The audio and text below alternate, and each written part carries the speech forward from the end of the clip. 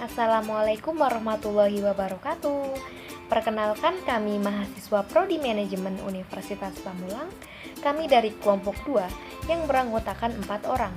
Yang pertama ada saya Trilestari, yang kedua ada saudara Indra Bayu Maulana, yang ketiga ada saudari Mira Pitaloka, dan yang terakhir ada saudara Trio Setia Anggoro.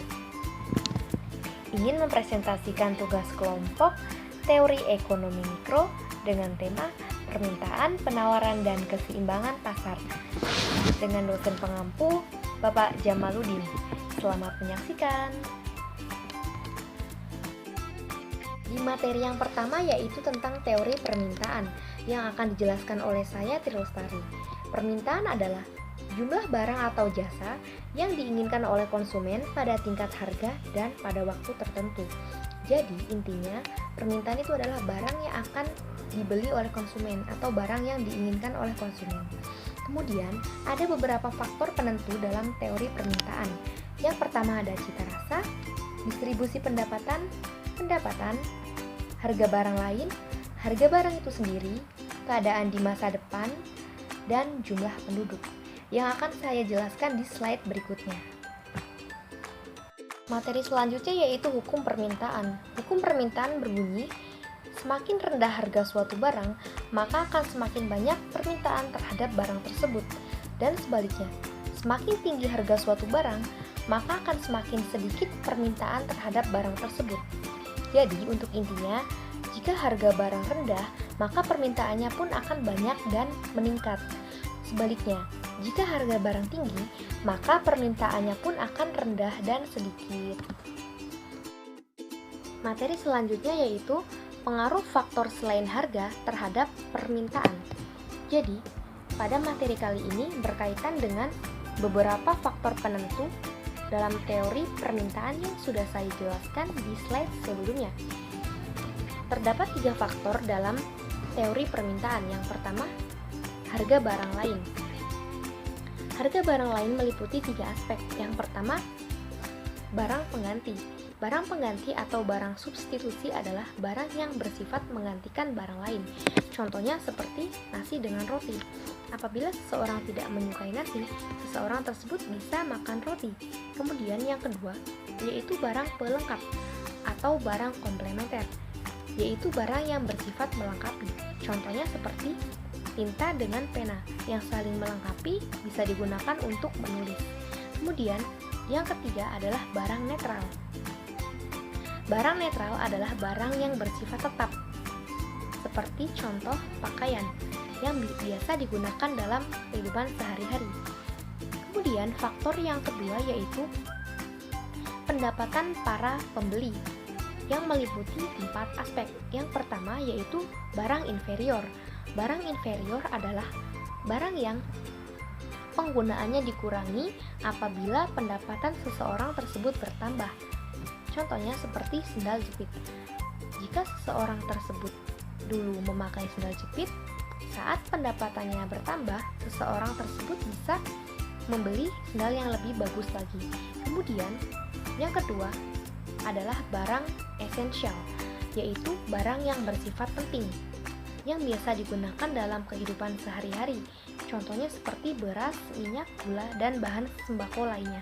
Kemudian, yang ketiga yaitu barang normal, yaitu barang yang apabila permintaannya naik, selaras dengan pendapatannya juga naik. Contohnya, keinginan untuk membeli sesuatu yang baru, seperti handphone baru, atau HP baru, atau motor baru. Kemudian, yang keempat yaitu barang mewah.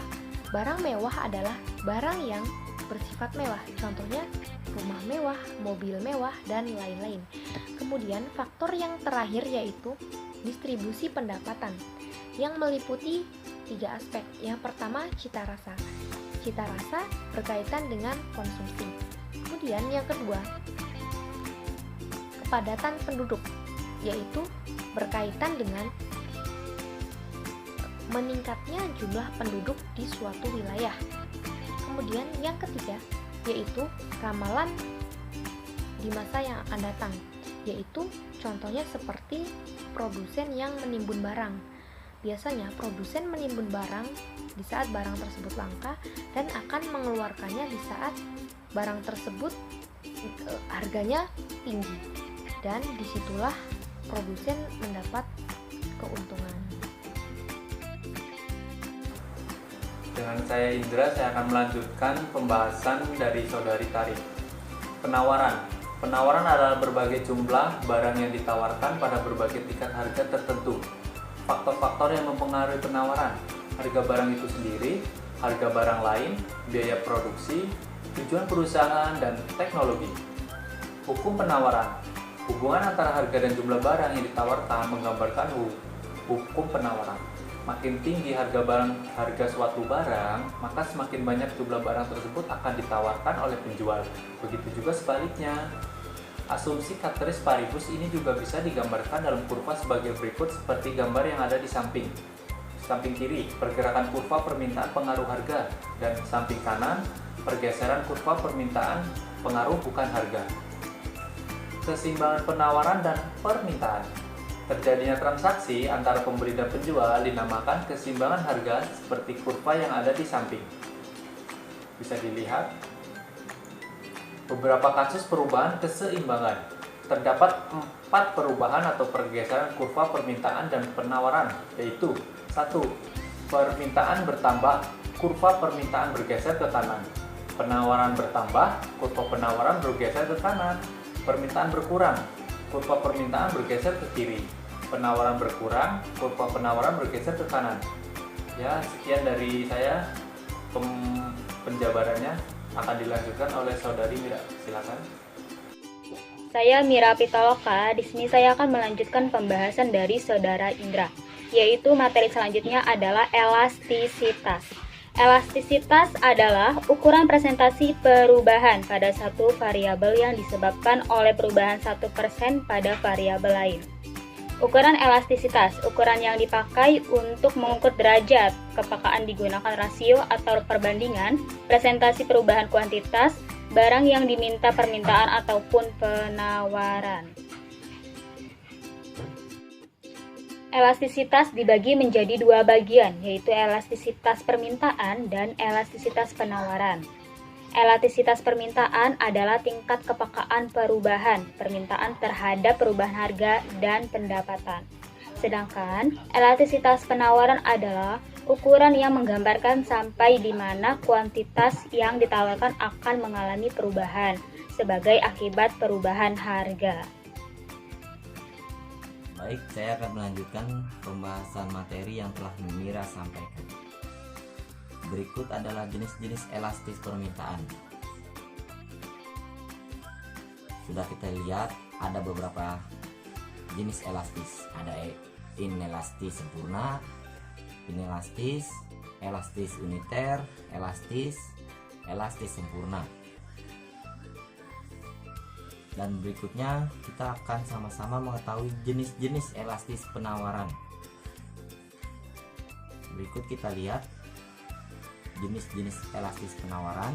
Ada jenis elastis sempurna, inelastis, elastis uniter, elastis, serta elastis sempurna. Untuk bagian penutup, berikut faktor yang mempengaruhi elastis penawaran. Ada 2, yaitu 1. Sifat perubahan biaya produksi.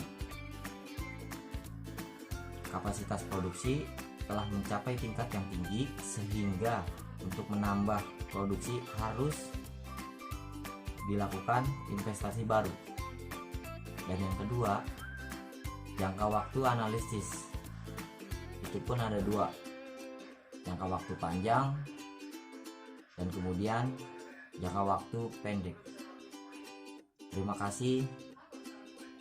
Pembahasan materi tentang elastis penawaran serta permintaan. Saya dari kelompok 4 mengucapkan banyak-banyak terima kasih. Wassalamualaikum warahmatullahi wabarakatuh.